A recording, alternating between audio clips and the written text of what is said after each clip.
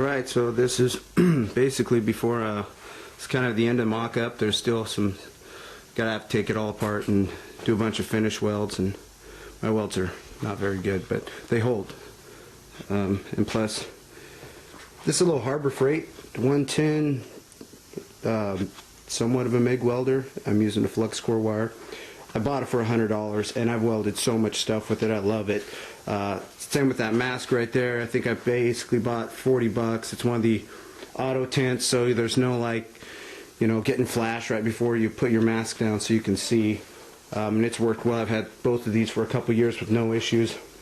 So I wanted to use the original tank, but that didn't work because it was so rusted that there was just holes in it everywhere, and trying to fix it was just worthless.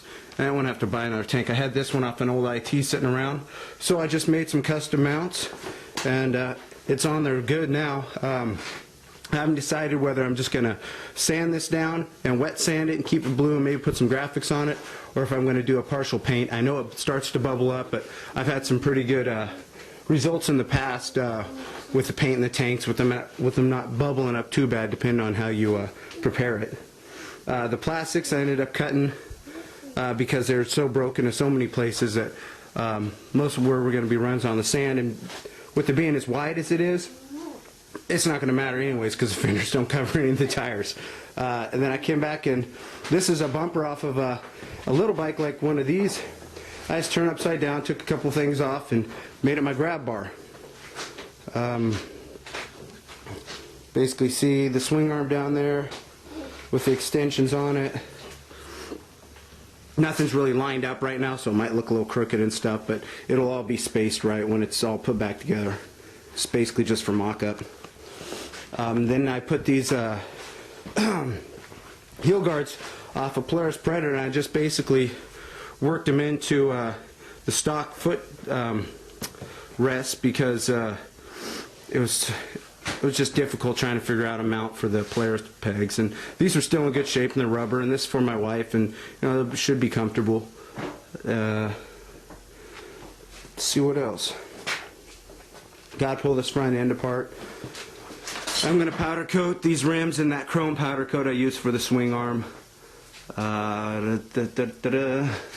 Just parts and stuff everywhere. I get real organized and I get real messy. Real organized and messy. There's the bars for it. There's a buffer I picked up from Harbor Freight for doing the forks and stuff. The engine's still sitting up here. But this 185 is basically the same motors I built for doing some vintage motocross, which were these Honda SL 100s right up here.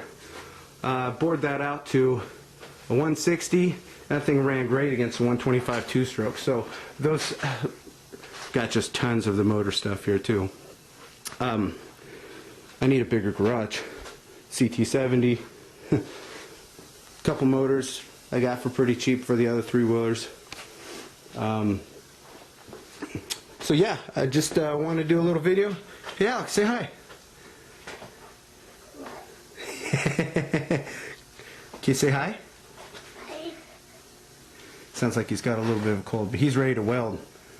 He's got his gloves on, he's got protective gear. He's a welding fool. You like the broom brooms, Alec? Yep.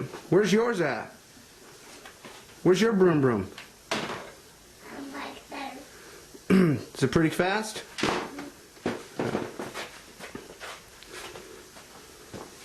No. Let's just keep that up there right now. Why?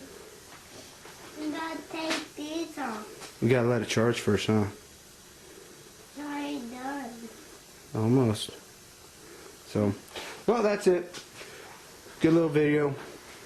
I haven't stopped working on it. It's just been one paint after the other. Matter of fact, under the seat here, I had actually raised the front seat mounts up so it would match up this tank a little bit better. Everything's had to change. Everything on the bike. If you think about doing a project like this, have a good welder. Or even a bad welder. Just have a welder and a lot of things to cut with. And some patience. And I don't have patience, so I have two out of the three. I have a welder and a lot of cutting tools. So that's it. See ya.